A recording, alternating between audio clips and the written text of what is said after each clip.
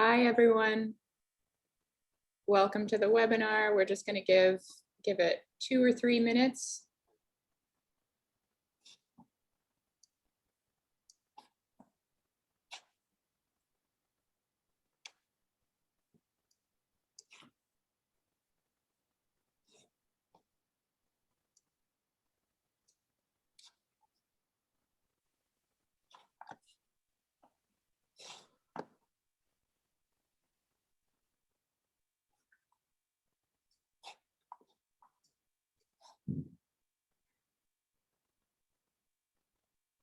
Hello to everyone who's just arriving. We're going to get started in about a minute. Just going to give a little bit more time for people to arrive.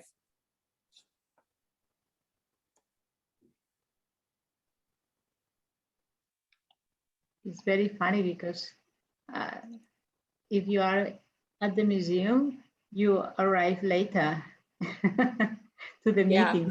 You don't forget to say, oh my God, yeah, I have a meeting.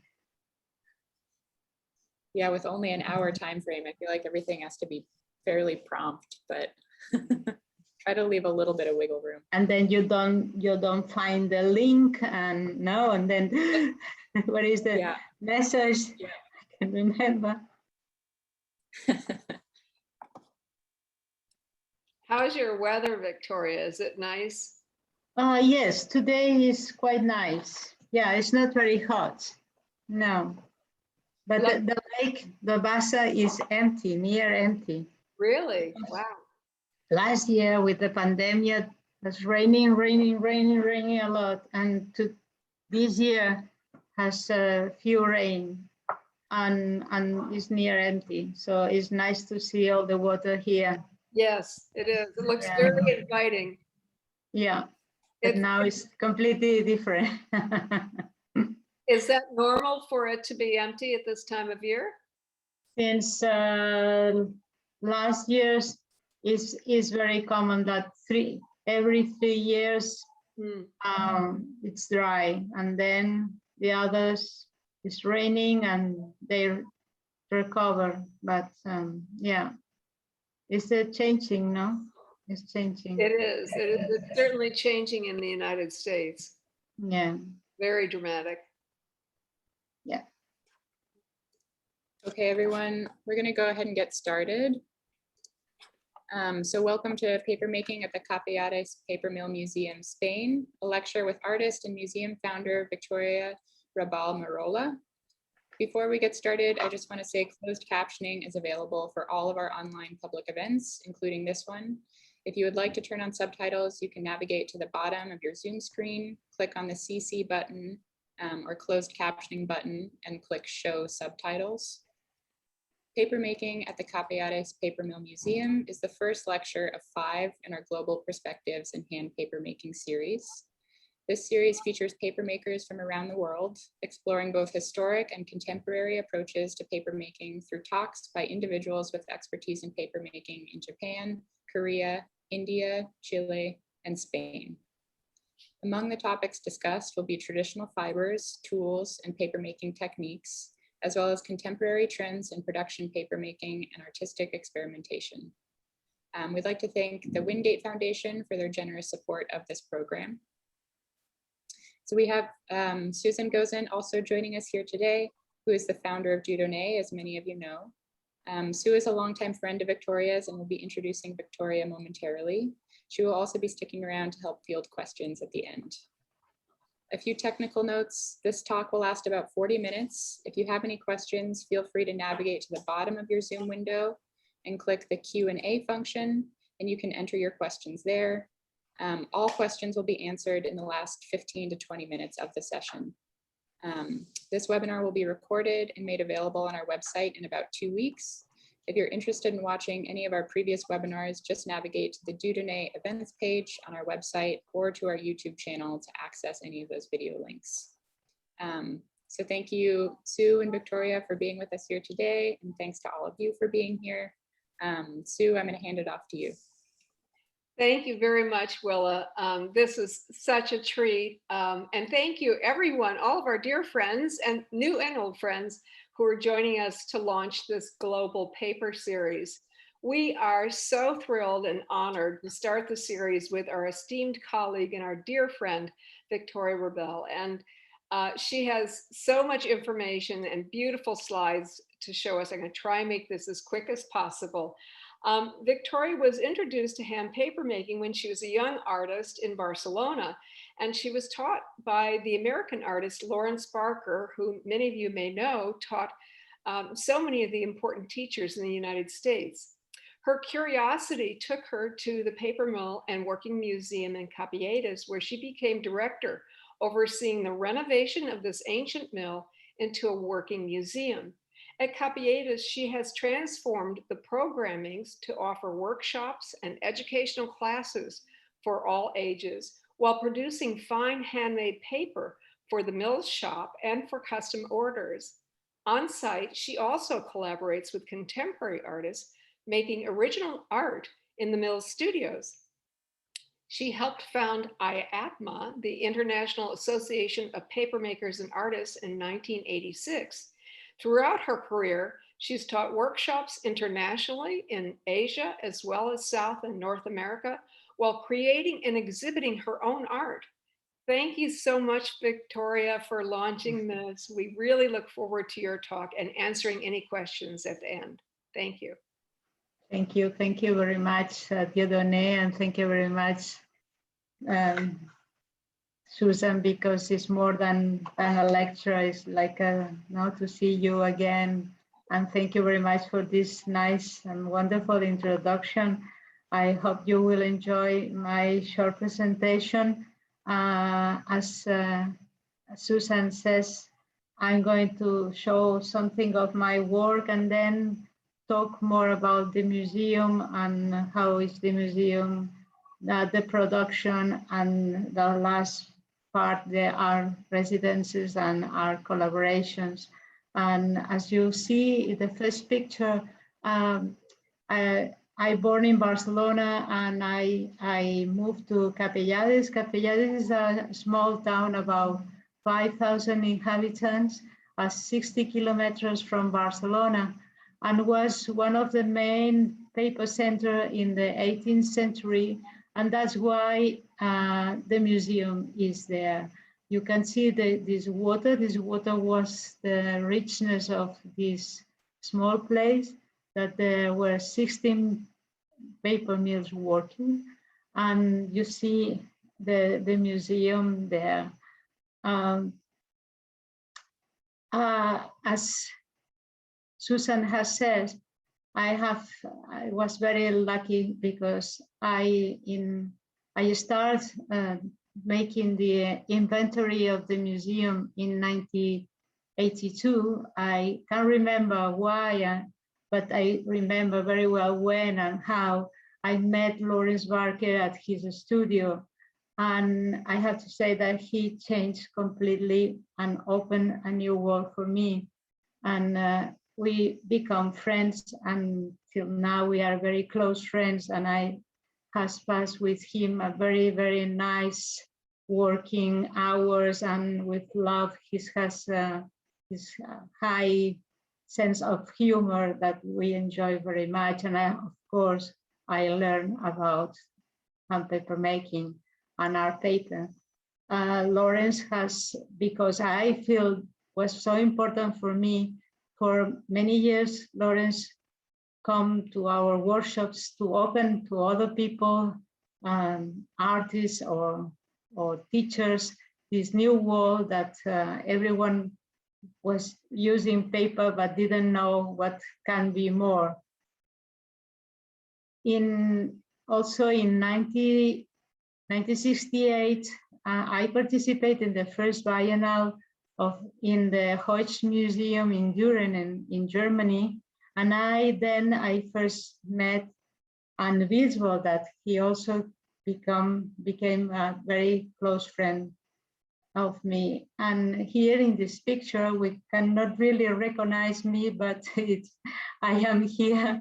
And you can see also, of course, Anne Wiesel, John Gerard, Fred Siegenthaler, who has the father of IATMA in the foundation days.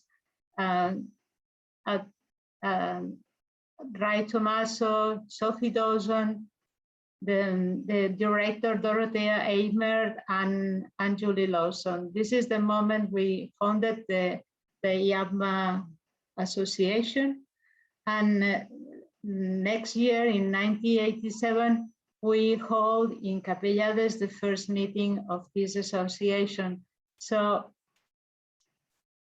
for years, working in a small town and a small museum and making these connections with international people, and was like be in a small world but connected with the international world. You can see here all the many personalities that has influenced me a lot, and for of course Ellen Koreski and Mina Takahashi when he was working at Dieudonné. We talk about Dieudonné. And well, for me, I cannot imagine me without paper, without water. I learned here the Western paper making, but also from the university, I feel very attraction and feeling of Japanese culture and aesthetics. And of course, this has influenced me a lot.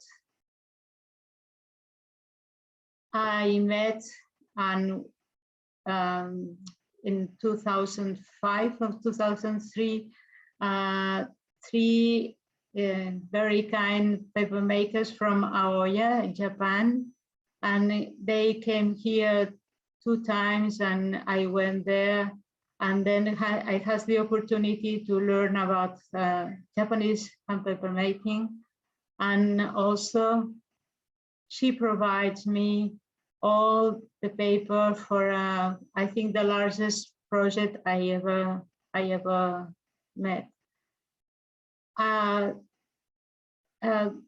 Because I also was studying printing at the school, and I have in my studio Torculo to make it. I was curious about this this technique of yotaku, that means fish printing, and I went to Japan and I saw how they did, and I wanted to make a personal project to make like an atlas of the fishes that in the Central Fish Market in Barcelona they sell daily. The Central Fish Market in Barcelona is one of the biggest fish markets in Europe, because they are selling a lot of different species. And then I have this project to go to the market early in the morning, like 4 o'clock in the morning, and I look for different species of fishes, and then I printed in the market. And I wanted this connection with these people who they are dealing every day with fishes, and feeling like another worker there, involved in all this crazy ambience. You know that this technique is a very simple technique. You must ink the fish with and then put the paper, Japanese paper beta, on top, and then with the hands pressing all the body of the fish and take the shape of the animal. And it's incredible the detail you get it with this technique. Then I have an exhibition on the Maritime Museum in Barcelona. That is an ancient building of the 16th century, and where they built the ships here, the vessels here. And I wanted to show this all these printings I made with the fishes. And with an architect, we construct this just to feel the people, the different layers of fishes. There were more than 350 fishes hanging. And people can walk through the papers. And also I wanted to drying a very big nets, but was not handmade paper, not Japanese paper, was machine paper.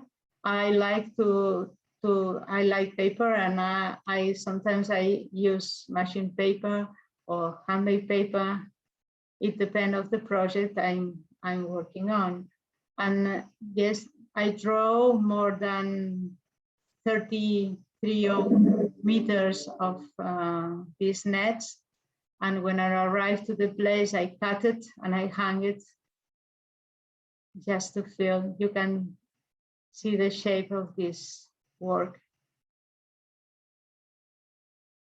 I did other smaller exhibition with the same aim to show the shapes of these fishes, to be people realize the aesthetics of these, the different species, and also the nets were with me in all this path, the movement. And I make different installations with these big nets. Well, I also, in 2007, I make this book about eels. Also, I'm always on the sea, excuse me. About a poem by Richard Schweit, an American writer, and my image and all has handmade paper. And the most characteristic thing of this book is that I made a big watermark of all the poem with a silk screen method. Well, nets again, and this work is with Japanese paper, and on the back I work with a very overbeating abaca with pigment that make this shrinking and this image of the nets. Well, then this nets come with me also to Japan.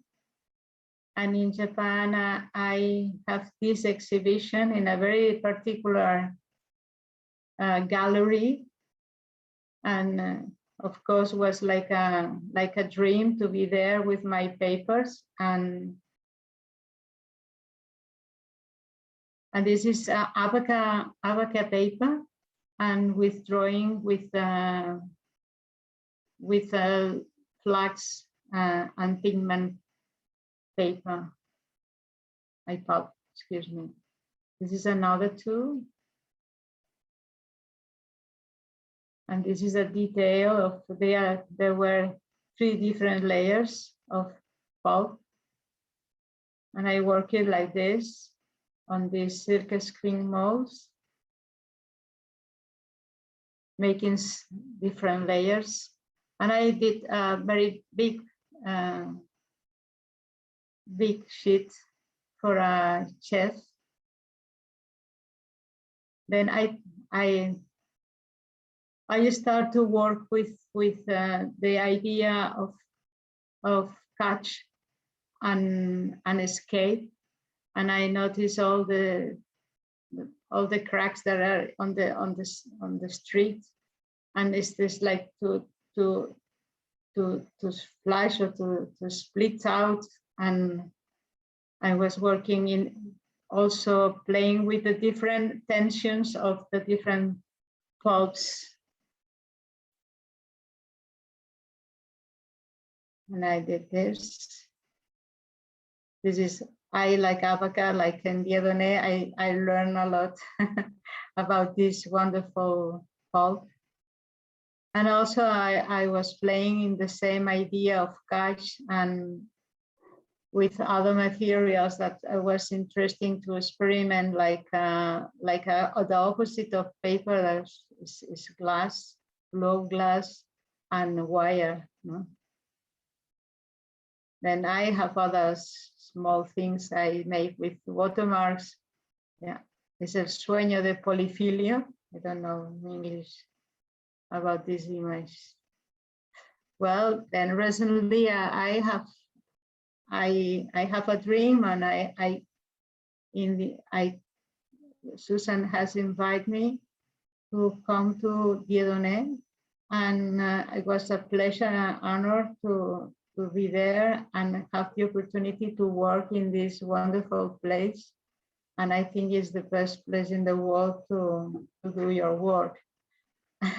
And with the help of Susan, I was working on this idea of cracks, and I made a wonderful series with this pale green. That's very nice. Well, then recently I'm working about the idea of foam like the vision of fragility, of inconsistent, and I was drawing with a wash on paper, and even my assistant, you can see my assistant was tired to make it, and I wonder if nature could help me and could get that this foam can remain on a very fresh sheet of paper, and then after many hours working and trying, yeah, I get the formula more or less to have the result of the foam. And this is a very overbeating abaca with this foam that the process don't allow to any hesitating, and you have to be quickly, and yeah, but I think it's like to be on the scene. Yeah, pigments. This piece is in an exhibition in Barcelona of about craft. And well, hope you enjoy it. Now I would like to talk about Capellades and why we are here, and why Capellades was and is still important. As I said to you, Capellades was a very important paper center. In here, in this town was 16 paper mills working. You can see these images from the earlier 20th century, but the paper mills were from the last 18th century period. There are still on, but they were all very big ones, about 2,000 square meters, and all have the same shape because the function has to provide to the paper production.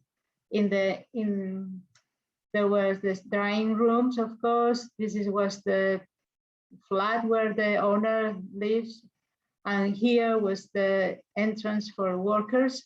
And you can see this entrance, and here, this is the symbol that usually the paper the mill made has the same design of the entrance. Well, there were concentration of paper mills like in Capellades, but others were spread on around near the river. You can imagine that in this landscape where working about 40 mills working in this period, making very high quality of paper. And there were about 25, 30 workers. And I like very much this photo because you can see men and women, but also these young people that is supposed they were learning the craft, the paper craft. And of course, rags were the first material. And they said they produced 4,500 sheets per day. We think there are a lot. I don't know if they have this count because there is incredible amount. You know this image of the drying room, and they select the contador. We call contador the women's counting, and this was the labels that tell us about the history and the trade with South America and the colonies of Philippines, because in this period of the last of the second part of the 18th century was the Spanish Empire, and that's why they need a lot of paper, good paper, just for official documents. And then you can see a modernist and something like talk about Havana from Cuba, because other paper, other sort of paper was the cigarette paper. They were specialized in document papers and also in cigarette papers. And then, well, this is another image of our museum. I would like to introduce our history. The name of this mill was Molí de la Vila, and is of the 19th century, and it has opened as a museum in 1961. He was founded by a group of paper industrials that they were very sensitive of his past, and he wanted to preserve all this heritage. So here you are, this group, and this was the main Allier, Romani, and Llorens that were very, very well-known paper makers.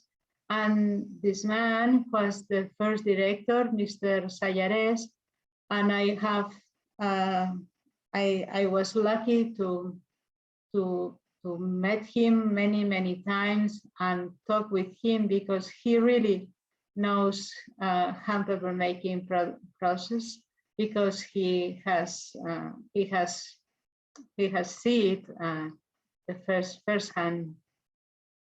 And for the museum, they select this image of Malta Cross, that was of the most famous paper makers in the 18th century. And here you can see an ancient paper of 1828 with the same watermark. So our museum has this logo. This is in the basement. Look, excuse me. The museum has different floors, and in the basement you cannot see here because it's here. There is properly the mill with all the machinery and where we make the paper. In this section we have different exhibition rooms about paper and print. And here is for service, we have the library, the conference room, and some storage. And then here is the drying room that we are still hanging on the ropes our paper, but also we organize the exhibition. And then this is the cellar, and the visitors can see all the ancient process with rags, the stampers. And this is Jordi Bernadette, our master, paper master. And this is the vat with molds, the water wheel, and well, we some image of, and this is the Mirador. We call Mirador the drawing room, the top of the building. And this is our current exhibition. It's not about paper, it's about dolmens and megalithic art, but you can see the magnificence of this space with the beauty, and it's very nice to be here. Well, this is our image of different exhibition we have organized around paper. We have a shop that we sell different products, and of course our paper. And also we have a small section of prints, because we thought that there is any museum about prints in Catalonia, and we thought it was a very good idea to explain one of the main use of paper that was to print it, books and thoughts and art. And we have a different section of the print of the letter and print of the image with serigraphy, lithography, calco, etc. And here we have a reproduction of Gutenberg press, and well, and you must come. Then we have, I'm proud because also we have a very nice library and archive, and we have many books about inventory of watermarks, and in the archive we have samples of papers from the 12th century till now. So, and about visitors, we have to say that in a normal year, we have normally around 2,000 visitors per year, and from these 26,000, almost 20,000 children make their own paper in our facilities. I have to say that last year was terrible, and the museum remained without visitors like 8 months, 9 months, 10 months. It was so strange to not hear children anymore. But fortunately, it seems that children and the schools are booking for next year, and they come on May again. So we are happy to continue our activities. Yeah, we make tours with our guys, hard work, I have to say. And also, apart from their exhibition rooms, they make their own paper or experience with prints. And we are open of all ranks of years, no? From all people, from the youngest ones. So apart from that, as I introduced Ellen Koreski and Mina Takahashi from science since 1984, we organized many workshops with, excuse me, I saw some faults.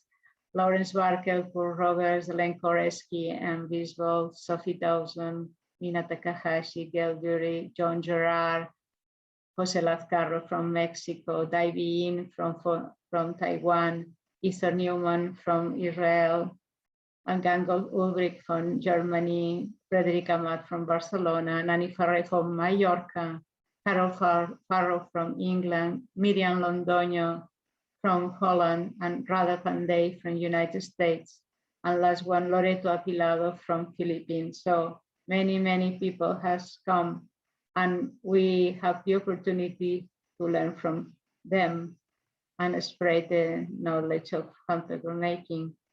Here's some image of this different workshop we have. And also, before Oriol Valls, who was the historian, paper historian in Spain, in Barcelona, he has started dissemination of our museum very hardly. And I get this heritage, and we continue to be in contact with the world. And I am meeting in 1987, international contacts. With the watermark route, we were leaders of this European program of the watermark route, 3 years meeting with Verla was in Finland and Alte Domburg in Germany, where they were our partners. And we organized 3 meetings with more than 14 paper museums of Europe. And of course, the IPH Congress in 2006. Well, I don't know if you are tired or boring, hope not. Apart from that, when these paper makers founded the museum, they funded with 2 aims very clearly. One, to preserve all the machinery and tools and documents and so on, like a normal museum, but also, and very important for me too, to make alive the craft of hand paper making. And since the first day of this museum, they continue making paper, and we are on that. Here is the very recent, I think last week, when we take this photo, that we share tours with our daily production. We are 3 or 2, depend of the day. And we have a Hollander of 9 kilos. I don't know how many pounds is it, 9 kilos. And this is Jordi with his pile of paper, sheet paper. And this is our hydraulic press. We make large sheets. This was for an order for a book of cotton. And well, this is Sagrada Familia. You know this building in Barcelona. They asked us for a paper with the watermark, and apart from the traditional watermark, we are making in 3D printing the watermark. And this is for the Montserrat Abbey. They wanted to reproduce an ancient watermark, and the only way we thought was possible was with the 3D printing. So we make many different kinds of paper with fibers, alpaca, sisal, cotton, flax, hemp, jute, Sparto now, and size from A5 to these inches, like 1 meter 20 by 1 meter 75. So, well, we make different and try to do our best. And here is in the second floor also, apart from the library, we have a place like we call laboratorio.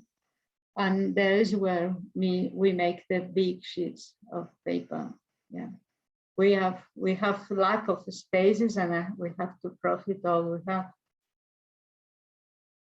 And also we develop different kind of products just to fit the market that few people is working with writing letters and so on. And we wanted to make a product that was mixing biology and gastronomy, And this is a paper with germinating seeds that you can moist the paper with the seeds, and then you grow up,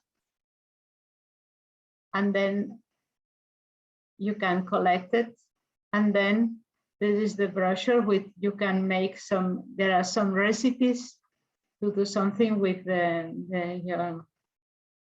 your seeds.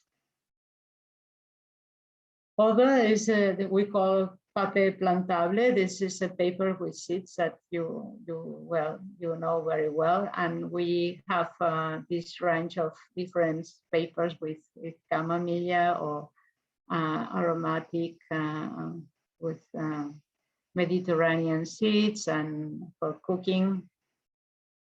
And we are making a lot of this paper, and I think people has discovered, I don't know, because it's a very ancient paper. Yeah, ancient not, but very well known. This is another playing with seeds. That is the plants that bees enjoy it, the flowers. And well, this is like a watermark, and the color is not pigment, it's turmeric. No? Susan, turmeric, I say. And you can see the paper moist, and translucent is very nice because it seems like the bees there. Well, I'm almost finishing my intervention. We also make special commissions, and the first and the most important in the first times was from Ferran Adrià. Ferran Adrià, if you know, is a very well-known chef, the haute cuisine, and he asked us with Lucky Uber, who was a designer, to make a sort of dishes like for snacks, and we make this, and also a paper that says, "Thank you for your visit." And now we are working with another chef, this Hermano Roca brothers, and with Rand Design, this Xavier Roca, who has designed a new packaging of these people who are making very good chocolates. And Casa Cacao asked if it was possible to make this the skin of the beans of the cacao on the paper, because this is a waste of the production of chocolate. And I said yes, and then we start to make it and make paper, and with different amounts of the cacao, we get different range of colors. And here you are, the presentation. That's very nice. And I like it very much, the design, because this designer was very sensitive about hand paper making, because he don't ask that was available to print it, because the relief, and she printed in a normal paper here, and this is like a cover. And then he cut the edges of the paper here, but he left the natural edges of hand paper making here. So I think it was a wonderful design. And another experience was with Carmen Ruscalleda, again, another chef. These chefs are on fire now. And she asked me a dish to make some dishes with paper, with these nets I made. And then I have to search about the process, how to make a paper and the shape of a dish with concavo. Then I make this paper with cotton, And the net was with flax with pigment. Then I press it, and then I put here on this is clay molds, and with another on top, and they dry it under pressure here, and have the shape of the dish. And also he asked me for a big sheet. This is 3 meters long, 2.5 meters. And she hung on the restaurant. Well, in another way, Misui is a brand of jewelry in Barcelona, and they wanted to make vitrines for a holiday we call St. George Day, that we used to bring roses and books for our lovers, and then they asked me for make some papers with pearls and pigments also, and a range of colors from pale rose to very strong red. And then this is the result of the vitrine. Well, one of the last commissions we have for a brand who makes these nice and fashion bags, and they asked me for making very fashion colors, and I have several with brilliant colors, and this is the way they sew the sheets, and then they put the label, and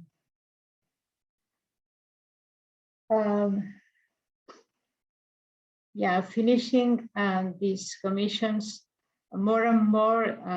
Nowadays there are commissions about circular economy to use the waste of paper and waste of textiles.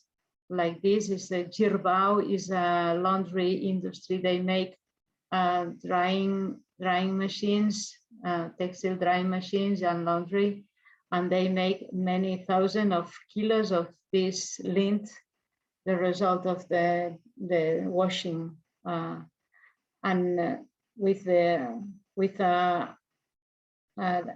design school of Elisava in Barcelona, we made this project to make with this waste new paper, and dyeing with the color of the brand, this brand. And the last project we are on now is also to try to design a new machine. This is an ancient machine to cut the rags, and we have in a commission to design a new machine to cut the rags, instead that the small workshops, textile workshops, can cut the rags, and then they can provide us with these rags and make paper again. And yeah, this is a very extraordinary building, and is related to this waste and cardboard and textile waste, because this is from 1913. This was in a hospital here in the mountains when hydroelectric, they built a hydroelectric central hydroelectric, I don't know, with the water, and then they built this hospital for the workers. And there was a German enterprise that has made thousands in this moment until the Second War around the world, and it's the unique that has survived. And now it's a project to keep it, and we are in the committee to try to make again this paper that are not more. And we're in the commission now. We have studied the composition of this cardboard, and because it's a very cold place, it has remained, and is incredible. Yeah, and we are in that. So Victoria, I just wanted to say we have about 5 more minutes for the presentation. okay, thank you, William. So now talk about maybe what is more important, our projects and residences. Yeah, I want to show you the most different projects we work on. This is Joe Milne, a Scotland artist who lives in Barcelona. He makes his work with cotton and linen. This is Eugenia Baltes, who in 2011 he played with different range of colors, that yellow, turquoise, and we make a big palette of linen and pigments. You can see he cut all the art books of his father and make it separating in colors. And we put layers and different layers of different colors with the shape of the circle. This is Monica Fuster from Mallorca, the island, Mallorca Island, and he played with the idea of insertants. That so we make 3 big sheets of paper, and we put mustard seeds, making the word of insertants. And then when it was at the gallery, they moist, and then it comes to start to grow up all these words. Let me see, insertants. This is Amparo Sar, also from Mallorca. We cast in a boat, and he put it like this with the holes. It's very characteristic of his work. This is for Elena Roque. He asked me for painting this like libellula, big libellula. Yuki Fujiwara has a very nice exhibition here in the museum, playing with Japanese paper and our paper, and put it some iron and rusty with the shapes, and it has a very nice installation. This is just to try to work with Santi Mosh. He has to make this kind of flowers with different shapes, all separated and with different colors. Jaume Amigo, who plays with his works and make an exhibition up in the museum. Eusebi Vila, who make a very traditional, cast paper with all goods. This is Estela Raora. She's an architect, and she likes very much to play with materials, different materials, and she plays with paper, with making a very thick paper and then some threads on. Rousseau Couso is another example of casting. Many years ago, we make this. This was a fresh paper we put on, and with the vacuum, we make the shape. This is a very happy man, Japanese man, Wataru. He often comes here, and he makes his drawing with a very thick paper and a lot of colors. This is another example of Francesca Llopis from Barcelona, who made this book of tear books, book of tears, and he hung on Japan.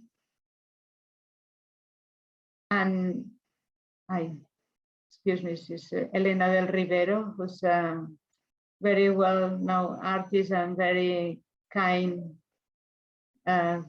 friend of Susan and I.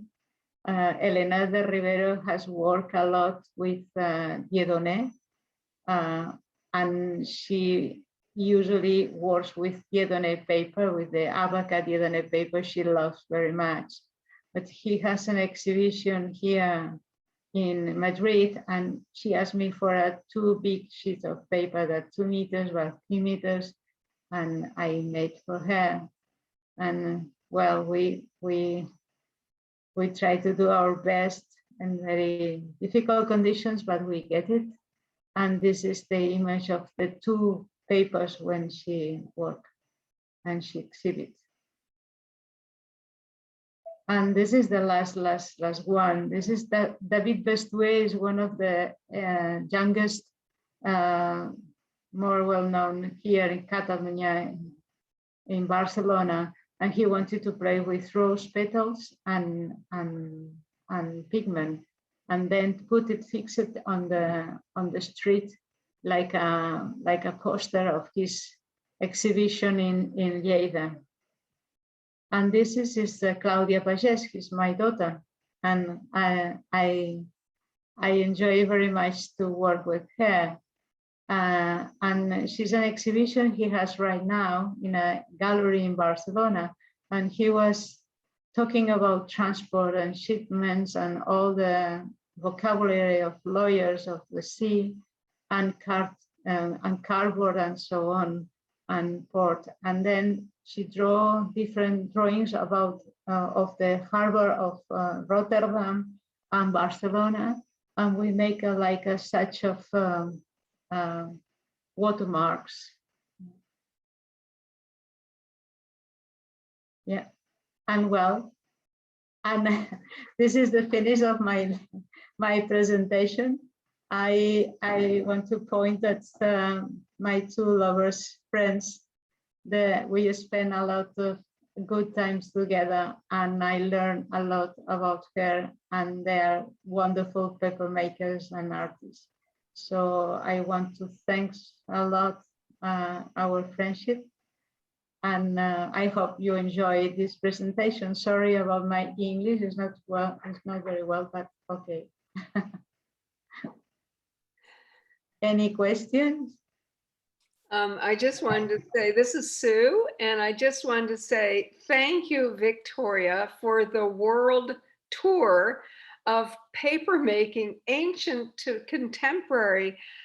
Extraordinary, absolutely extraordinary. The things that you do personally, the things that you do with your staff at the mill, it's inspiring. That's an understatement. It's really inspiring. And I hope that you will be able to make sure that everyone gets the site of the movie that you sent to me and Willa, so that they can see this wonderful little 14-minute movie that has to do with some of the things that you discussed.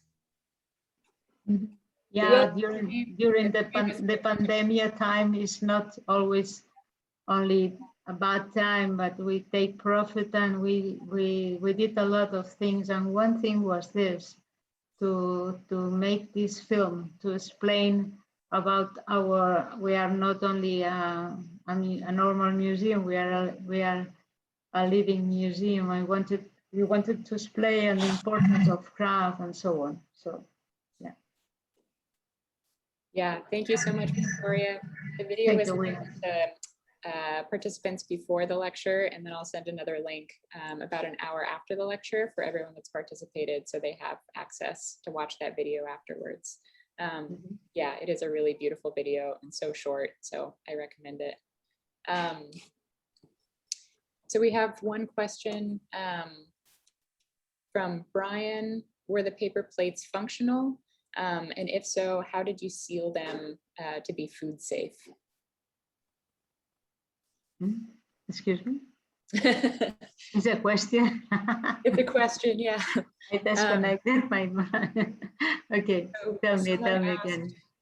related to the paper plates that you were working on with the restaurant, Yeah. were those paper plates functional? And if so, how did you seal them to be food safe? How did you make them food safe? Did people eat on them? I Could think see. if I can just clarify this a little bit, and that is that the plates, Victoria, the wonderful plates that you made for the chef, the ones that you cast in a mold, I believe the plates go underneath the actual china plate, but you had mentioned when we spoke that you actually put a fixative of some kind to waterproof Yeah. paper. Sail. They Yeah. call sail resin. Yeah. But there's this kind of Chimex. They are ones that they are allowed to on food contact. You know. Also size. We use the size which is allowed to be in contact with food. Right. Just instead, because we use so many and we make so many different that KV may make it, and there is two kinds, and one is you can the paper can be in contact with food. Yeah, more and more there is a more and more. Yeah, you have to be very aware what is you are putting on. No? You cannot. You have to have the, how do you say, the safe papers, no, the papers of security papers of every pigment and everything you put on the paper. Yeah. We had a couple questions about the foam series that you worked on. How was the foam? What was the process of creating the paper with foam marks? Yeah, I was trying, yeah, to don't to get it naturally, the shape of the foam. I didn't want to play because if you're drawing, you are making a representation. It's not a fake. It's like a fake, no. And I mix different pigments with soap, with water and different things, just to have the density, no, the thickness to when the water is gone, the shape remain there. So I was fighting a lot with chemicals, well, with process. I make a lot of essays and yeah. And then someone I else like very asked, much to work with nature, no, with the elementals, no, with water, with and make it and go with them, no. absolutely, yeah.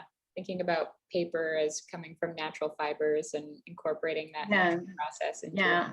It's like when you are making a print now with the acids, no, you are playing with the elements, no, and let them do something and go together as much as possible. So one more question: did you use flax to draw the nets in your own personal artwork? Mm-hmm. Yeah, yeah, yeah. For the sheet, I made with abaca, a long abaca, not short abaca, just to have a stable base, no. And for drawing, I choose flax and very hard beating flax, and I draw with the paper, no, with and then I let it dry because it will shrink and allows to have a line more shorter, not so thick, no, but more fine. And then when it's dry, I put the abaca layer on. Yeah. Okay. It's clear, not. No, because if you play with linen, the linen when it's dry, shrink and make the line much more delicate. Yeah.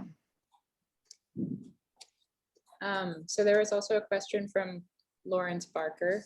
Wow, He raised his hand, so I'm going to Lawrence.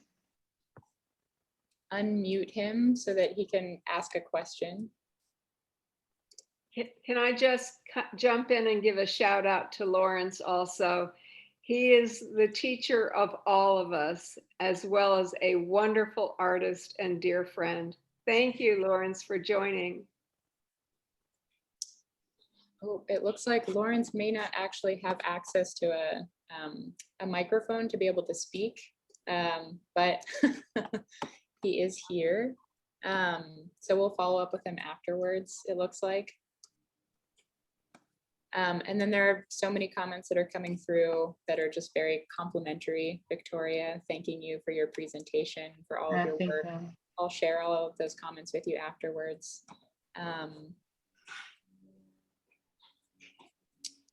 Okay, a follow-up to the question about working with flax. Did you soak the flax seeds before you used them? The what? Excuse me? So when you work with flax, Yes. did you soak flax seeds before using them? Flax seeds? Yeah, were there, did you work with flax seeds at all, or were you working with the flax fiber? No, the flax seeds. Yeah. Seeds? Yeah. Okay. So someone asked, did you have to let them sit in water before you could use them? No, well, we have at the museum, we have sheets of different, for the factory near Barcelona that's called Celesa, and they make pulp from abaca, hemp, flax, esparto, jute. There's a wonderful to have this so near. Yeah, but directly from the plant. I have, we make last 2 years, 2 years ago, a production of esparto from the plant, and was very, very nice. But it's a problem because when you cook what you with all the water you have to drop. We have no. This is a environment problem. And with flax, no. I have some experience, and we play with this. I remember with Alain Koreski with casting three-dimensional things, but I don't used to do it. No. Okay. So we're already almost 10 minutes over, but I'm going to put in one more question from someone who's an MFA I'm looking student. for the image of the museum. Okay, now. So one last question from someone who's a current MFA student. She's wondering, for beginner paper makers, someone who's new to paper making, do you have advice for working large scale, or do you have advice generally for people who are just starting out with paper making? Yeah, we used to organize every year a workshop for beginners, but now we are not. We have no more energy to do it. But sometimes people ask to come and stay with us, and then it's okay. Yeah, they can help us. Yes, and if there is some opportunity who somebody comes here, we organize a workshop specific for this. Yeah. Okay. Yeah, so your recommendation would be to take a class. There are ways that you can make paper at home.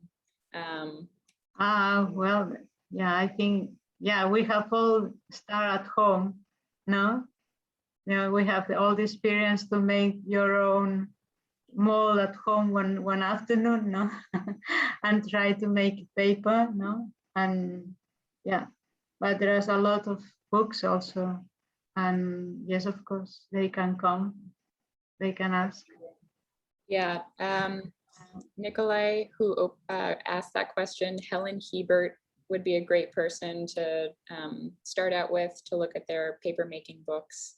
And you can also send Dieudonné an email and we can talk with you a little bit more about making paper at home or talk to you about your access to facilities and figure out a way to facilitate making paper.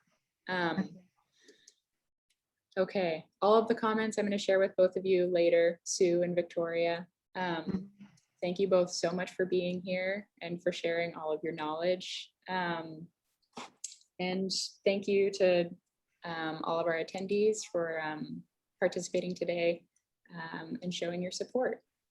Sue, do you have any last words before we end the meeting? Just another thank you to you, Willa. It's been terrific, all of your organizing.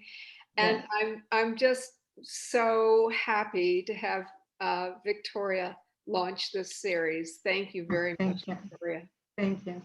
Thank you. Thank you. Thank you very much, Susan, for invitation. And thank you very much, William, for all this organization that I think it's very, very difficult to do it. And I hope all this series will be great and many people will join this conference. Thank you for the opportunity to show our work. Thank you very much. Yeah, wonderful. All right, everyone, have a good rest of your day. Thank you. Thank you. Bye. Thank you. Bye-bye. Bye.